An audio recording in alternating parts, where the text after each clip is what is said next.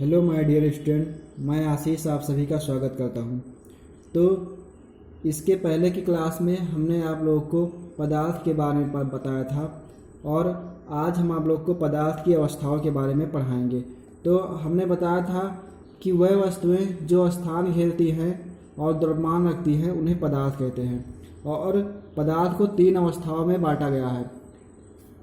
पहला क्या है? ठोस अवस्था। देखो, पदार्थ की 3 अवस्थाएं हैं: पदार्थ, ठोस, द्रव और गैस। ये ठोस और द्रव और गैस पदार्थ के जो अणु होते हैं, जो कण होते हैं, पदार्थ के कणों के व्यवस्थीकरण के आधार पर बांटे गए हैं।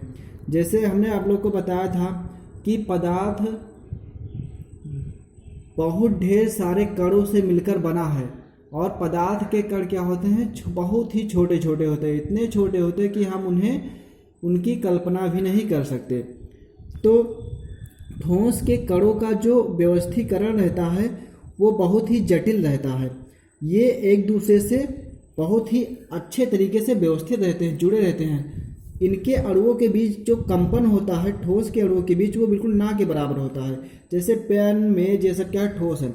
और जो द्रव के अणु रहते हैं, इनके अणुओं के बीच जो व्यवस्थीकरण होता है वो ठोस की अपेक्षा थोड़ा कम होता है। ये आपस में कंपन करते रहते हैं। कौन? द्रव के अणु। ये द्रव के जो अणु रहते हैं वो इधर उधर ऐसे ऐसे रैंडम मोशन करते रहते हैं, कंपन करते रहते हैं और जिस ही बर्तन में डालो उसी का आकार ले लेते हैं। मतलब इनके अणुओं के बीच कोई अच्छे तरीके से व्यवस्थीकरण नहीं होता। और जो गैस के अणु होते हैं इनमें तो बिल्कुल ही कोई व्यवस्थीकरण नहीं होता। ये थोड़ा सा भी मौका मिल जाता है कहीं से, थोड़ा सा अगर जो ये कोई बर्तन जिसमें गैस रखा हुआ लीकेज हो जाता है तो इसके अणु तुरंत बाहर निकल जाते हैं। मतलब इनमें जो व्यवस्थीकरण होता है वो बिल्कुल नहीं होता। ये बहुत तेजी से, बहुत स्पीड से, बहुत गतिशील होकर इधर उधर बर्तन की दीवारों पर टकराते रहते हैं। इधर उधर इधर इधर इधर ऐसे ऐसे गति करते रहते हैं। कहीं अगर जो हल्का सा भी बर्तन की दीवार में छिद्र मिल गया तो इसी से तुरंत बाहर निकल जाते हैं और इनका ना आकार निश्चित होता है ना ही आयतन। अब देखो, जैसे आप लोग सिलेंडर में जो भरा जाता है सिलेंडर, उस सिलेंडर में अगर जो कहीं भी हल्का भी छिद्र हो जाता है तो गैस से निकलने लगती है, क्योंकि बर्तन की दीवारों पर अगर जो थोड़ा सा भी गैस है तो ये भी बर्तन की दीवारों पर ही टकराती रहती हैं कि हमें कहीं से भी मौका मिल जाए हम निकल जाएं। और जो ठोस होता है इनके अणु आपस में क्या होते हैं? इनके अणु आपस में व्यवस्थित होते हैं। तो चलिए अब हम एक एक को डिफिनीशन के साथ पढ़ते हैं। तो देखिए, इसमें हमने इससे पहले आप लोग को पढ़ा दिया था पदार्थ की अवस्थाएं। हमने बताया था अपने आसपास के पदार्थों को ध्यान से देखें तो हम पाते हैं कि पदार्थ अपने 3 रूपों में होता है: ठोस, द्रव और गैस। ये अवस्थाएं उनके कणों के विभिन्न विशेषताओं के कारण होती हैं, जैसा अभी हमने उनके कणों के बारे में बताया। अब पहला क्या है? ठोस अवस्था। इसकी परिभाषा है: ऐसे पदार्थ जिनका निश्चित आकार, निश्चित सीमाएं तथा स्थिर आयतन और नगण्य संपीड़िता होती है। बाह्य बल लगाने पर ठोस टूट सकते हैं लेकिन इनका आकार नहीं बदलता, इसलिए ये दृढ़ होते हैं और इन्हें ठोस कहते हैं। जैसे पेन, लकड़ी, लोहा, पत्थर आदि।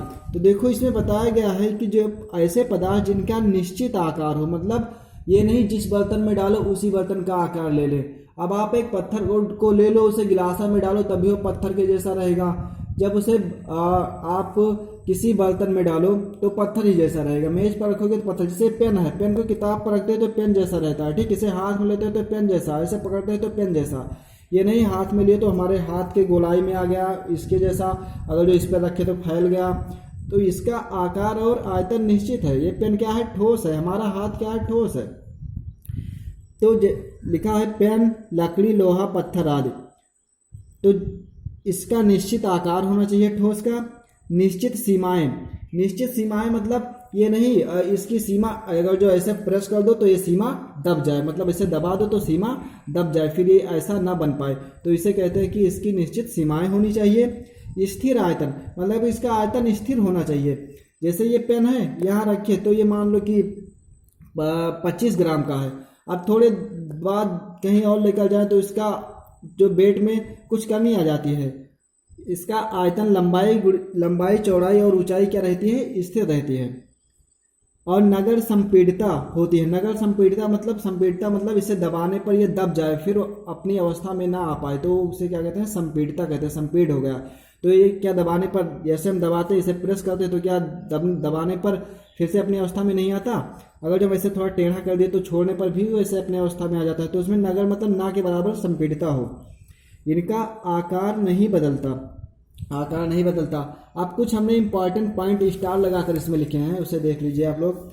जैसे लिखा है रबड़ बैंड भी ठोस है क्योंकि बाह्य बल लगाए जाने पर रबड़ बैंड का आकार बदलता है और बल हटा लेने पर पुनः अपने मूल आकार में आ जाता है।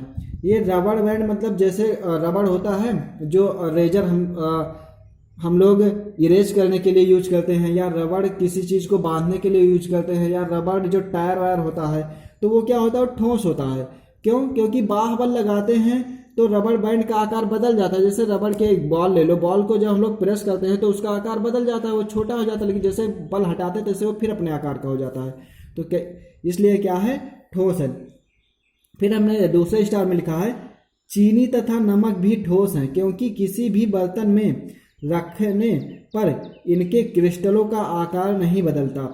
क्रिस्टल का मतलब होता है छोटा छोटा दाना, जैसे चीनी के जो दाने होते हैं, मिश्री के दाने होते हैं, वो क्रिस्टल होते हैं और छेद के रूप में होते हैं। तो चीनी और नमक का आप लोग इतने बड़े बड़े पहले दाने आते थे, अब तो बहुत छोटे छोटे आने लगे हैं। तो ये चीनी और नमक क्या है, ठोस है। किसी भी बर्तन में रखो तो इनका आयतन नहीं बदलता, इनका आकार नहीं बदलता, चीनी जैसा ही रहता है। फिर तो आप लोग ठोस के बारे में जान गए होंगे। अब हम थोड़ा द्रवावस्था के बारे में बताते हैं। तो देखो द्रवावस्था में है ऐसे पदार्थ जिनका आयतन निश्चित तथा आकार निश्चित नहीं होता है, इसे द्रव कहते हैं। जैसे जल, तेल, दूध, जूस आदि।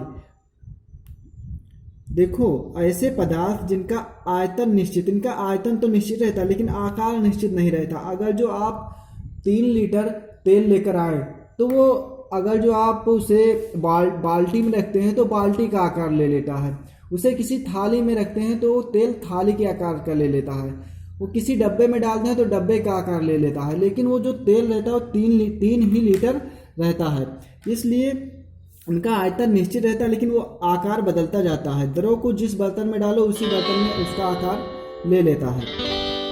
और फिर हमने एक स्टार लगाकर लिखा है ठोस की अपेक्षा द्रव के कणों में रिक्त स्थान अधिक होता है। जो अभी हमने आप लोग को बताया था ये कि जो द्रव के कण होते हैं ये बहुत दूर दूर होते हैं, इनके रिक्त स्थान बहुत ज़्यादा हो, इसलिए इधर उधर जाते रहते हैं, तो बहुत ज़्यादा रहता है। आप लोग इसे अच्छे तरीके से पढ़िएगा और इसका नोट्स भी बनाइएगा। आगे की क्लासेस कल होगी। Okay bye.